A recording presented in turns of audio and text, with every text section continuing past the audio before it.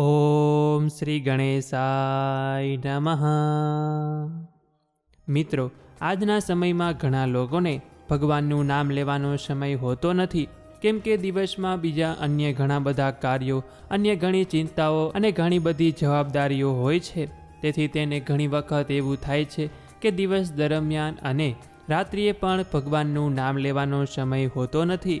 તો જો મિત્રો આપણે આપણા બાળકનું નામ આપણા ધર્મના હિન્દુ દેવી દેવતાઓ પરથી રાખીએ છીએ, તો આપણે જેટલી વખત તેને બોલાવીએ છીએ તેટલી વખત આપણે ભગવાનનું નામ પણ લઈ શકીએ છીએ।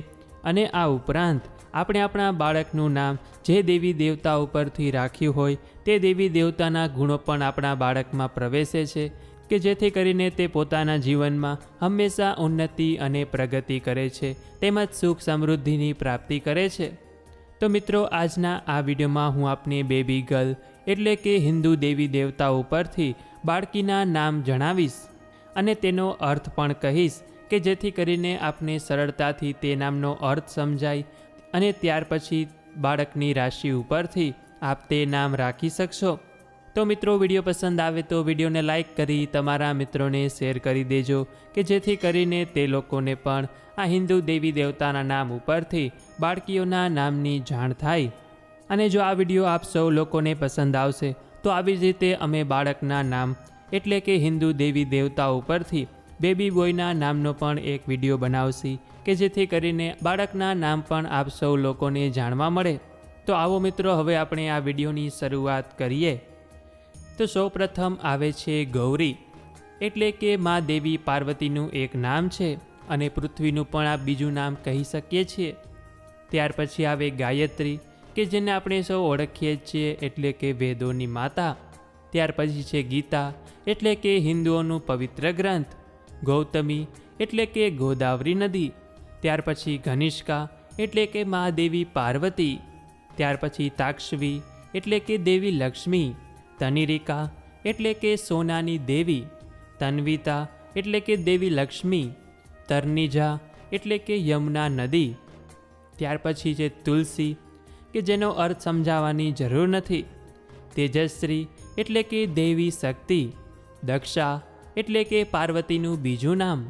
દર્શના એટલે કે ભગવાનને પ્રાર્થના કરવી। દિયા એટલે કે દયાની દેવી। દેવિકા એટલે કે હિમાલયની એક નદી, કે જેને નાના દેવી તરીકે પણ ઓળખવામાં આવે છે। ધનશ્રી એટલે કે ધનની દેવી, એટલે કે લક્ષ્મી દેવી। ધન્વિકા એટલે કે દેવી અન્નપૂર્ણાનું એક નામ। તારિણી એટલે કે દેવી પાર્વતી, એટલે કે દેવી દુર્ગાનું એક નામ। તાનિષ્કા એટલે કે સોનાની દેવી। ત્રિશાલા એટલે કે ત્રિશૂળ સમાન। દીપ્તિ એટલે કે દેવી સમાન જ્યોત પ્રકાશવાળી। દેવકી એટલે કે દેવી, કે જે ભગવાન શ્રી કૃષ્ણની માતા પણ છે। ત્યાર પછી દેવાંગી એટલે કે દેવીની જેમ જ। ધર્મિષ્ઠા એટલે કે ધાર્મિક। નમસ્યા, કે જે એક દેવીનું નામ છે। ત્યાર પછી નંદિની એટલે કે એક પવિત્ર ગાય। અને હિન્દુ ધર્મની પૌરાણિક કથામાં ગંગા દેવી અને દુર્ગા દેવીના નામમાં પણ નંદિની નામનો ઉલ્લેખ કરવામાં આવ્યો છે। ત્યાર પછી આવે નંદિકા, કે જે દેવી લક્ષ્મીનું એક નામ છે। ત્યાર પછી નયના, કે જે એક દેવીનું નામ છે। નિર્જા એટલે કે લક્ષ્મીનું બીજું નામ। નીતિકા એટલે કે ધાર્મિક નૈતિક વ્યક્તિ।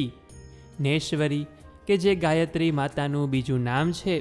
નિચિતા એટલે કે ગંગા નદીનું એક નામ। નિષિધા એટલે કે મા લક્ષ્મીજીનું નામ। નિષ્ઠા એટલે કે ભક્તિભાવ। નીતિશા એટલે કે અર્ધનારેશ્વર। નુપુર એટલે કે દેવી લક્ષ્મીજીનું ઝાંઝર। પાર્થિવી એટલે કે પૃથ્વીની પુત્રી, એટલે કે સીતાજીનું બીજું નામ।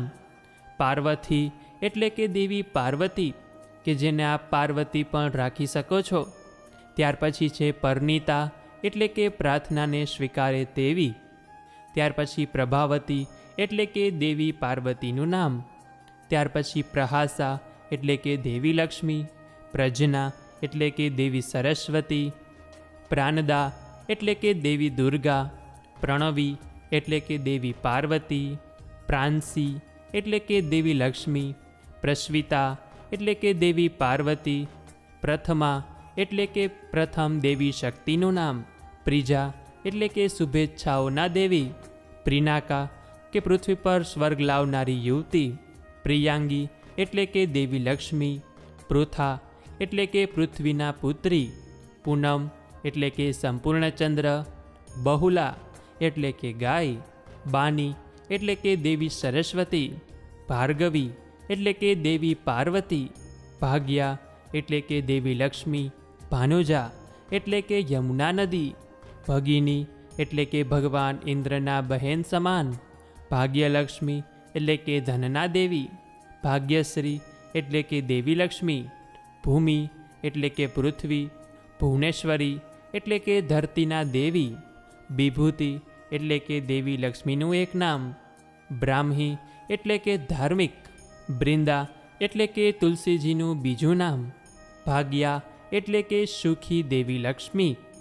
માનસી એટલે કે સરસ્વતીનું એક નામ, માધવી એટલે કે સુંદર ફૂલોવાળી લતા, મહેશી એટલે કે દેવી પાર્વતી, મનસ્વી એટલે કે દેવી સમાન હોશિયાર અને સમજદાર, મનસ્વિની એટલે કે દેવી દુર્ગા, મંજીરી એટલે કે તુલસીજીનું એક નામ, મેઘા એટલે કે બુદ્ધિ એટલે કે દેવી સરસ્વતી, માનુષી એટલે કે દેવી લક્ષ્મી, માયા એટલે કે દેવી લક્ષ્મી, મેધિની એટલે પૃથ્વી, મીરા એટલે કે ભગવાન શ્રી કૃષ્ણના ભક્ત સમાન, મેઘના એટલે કે ગંગા નદી, મેશ્વા એટલે કે પાર્વતી એટલે કે ઈચ્છા દેવી, મિસ્કા એટલે કે પ્રેમનો ઉપહાર, મિતિસા એટલે કે દેવી ઈશાની મિત્ર, મોહિની એટલે કે ભગવાન વિષ્ણુના રૂપ સમાન, મોનાલિકા હિન્દુ દેવીના 1000 નામમાંથી એક નામ છે,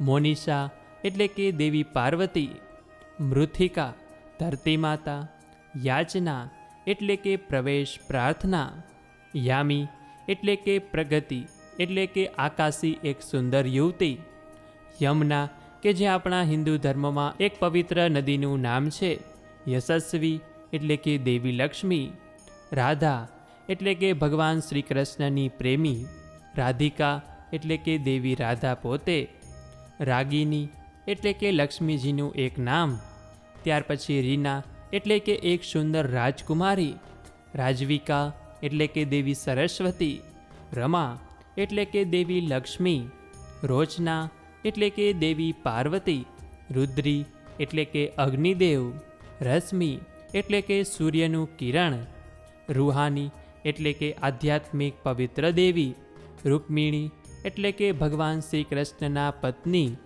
રીમા એટલે કે દેવી દુર્ગાનું એક નામ, રિતિક્ષા એટલે કે સત્યના દેવી, ઋતિકા એટલે કે દેવી પાર્વતી, ઋષિકા એટલે કે ભગવાન શિવના આશીર્વાદથી જન્મેલી, લક્ષાકી એટલે કે દેવી સીતા, લક્ષ્મી એટલે કે ધનના દેવી, લાર્મિકા એટલે કે દેવી લક્ષ્મીજીનું એક નામ, લક્ષિકા એટલે કે દેવી લક્ષ્મીજી, લીલાવતી એટલે કે દેવી દુર્ગા, સાચી એટલે કે ઇન્દ્રાણી, શૈલા એટલે કે દેવી પાર્વતી, શકિની એટલે કે દેવી પાર્વતી, સાંભવી કે એક દેવીનું નામ છે, સમિની એટલે કે હિન્દુ દેવી દુર્ગાનું નામ, શારદા તે કે જે વિદ્યાની દેવી છે એટલે કે માં સરસ્વતી, સર્વાની એટલે કે દેવી પાર્વતી, શતાક્ષી એટલે કે દેવી દુર્ગા, સીના એટલે કે ભગવાનની ભેટ,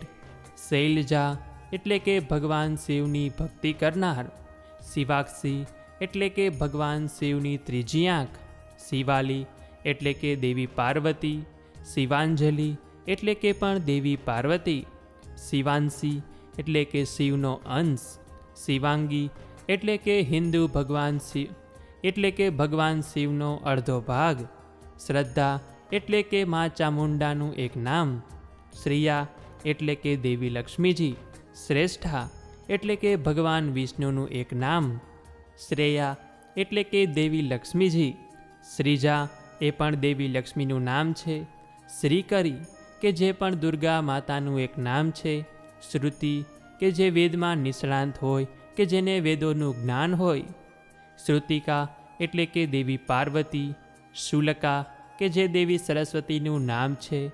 સાચી એટલે કે અગ્નિનું બીજું નામ કે જે બધાને અતિ પ્રિય હોય. સાધિકા એટલે કે દેવી દુર્ગા. સાર્યા એટલે કે એક ધર્મનિષ્ઠ વ્યક્તિ. વામિકા એટલે કે મા દુર્ગા. સાવી એટલે કે દેવી લક્ષ્મીજી. સૌમ્યા એટલે કે મા દુર્ગાનું પ્રતીક. શૈલી એટલે કે ભગવાન સાંઈનો પડછાયો. સાનવી એટલે કે મા દેવી લક્ષ્મીજીનું નામ. આર્યા એટલે કે મા દુર્ગાનું એક નામ કે જેનો અર્થ મહાન દેવી એવો પણ થાય છે. તો મિત્રો, મને જેટલા નામોની જાણ હતી તે મેં આપને કહી જણાવ્યા છે. જો આપને આ ઉપરાંત અન્ય કોઈ અક્ષર ઉપરથી દેવી દેવતાના નામ જોતા હોય તો અહીંયા જે વોટ્સએપ નંબર લખેલો છે તેના ઉપર અમારો કોન્ટેક કરજો. અને જો આ વિડીયો આપ સૌ લોકોને પસંદ આવશે તો આ જ રીતે બાળકોના નામ એટલે કે બેબી બોયના નામ હિન્દુ દેવી દેવતાઓ પરથી કયા કયા છે તેનો પણ અમે એક વિડીયો બનાવીશું. તો બને તેટલો આપ આપના મિત્રોને અને આપના વોટ્સએપ ગ્રુપ ઉપર આ વિડીયો જરૂરથી શેર કરજો કે જેથી સૌ લોકો સુધી આ માહિતી પહોંચે.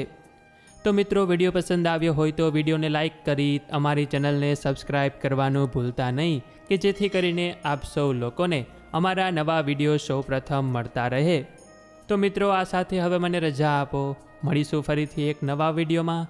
ત્યાં સુધી આપ સૌને અમારી ચેનલના જય શ્રી કૃષ્ણ.